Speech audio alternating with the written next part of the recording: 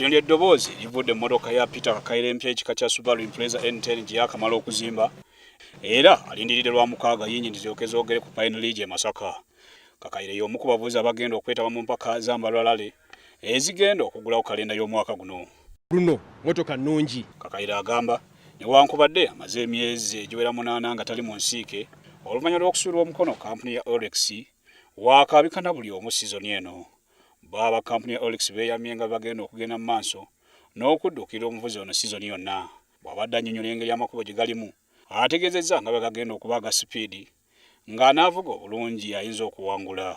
Abalunzi bonna abalina ebisolo embalala eyo gye tugenda erya ntonde mu bisibe kuba twabadde mu reking nga ente ziri mu kkubo. Kati gwe weewunya emmotoka okujja ng'eri mu 18 oba 2 ng'ente esaze ekkubo tekiba kirungi. So twagala kukozesa omukisa guno okuweereza obubaka kuba rally eri fast amakubo bagalimye gonna malungi temuli binnya bingi. Mpozi ekyesuubirayo ekirala kya nkuba amakubo agamu mapya so wanaabeerawo nkuba eyinza okusumbwamu ti speed zijja kendeeramu olw'enkuba. Mmotoka za kutandika n'envuga 2 ez'akafubuto ku Pine Ridge ku lw'omukaaga n'oluvannyuma ziyokeza olyekera embalala gye zinaavugira envuga endala 3 ku Sande mu mugatte gwa kilomita 368. Frank Serugo, WSTV, Kampala.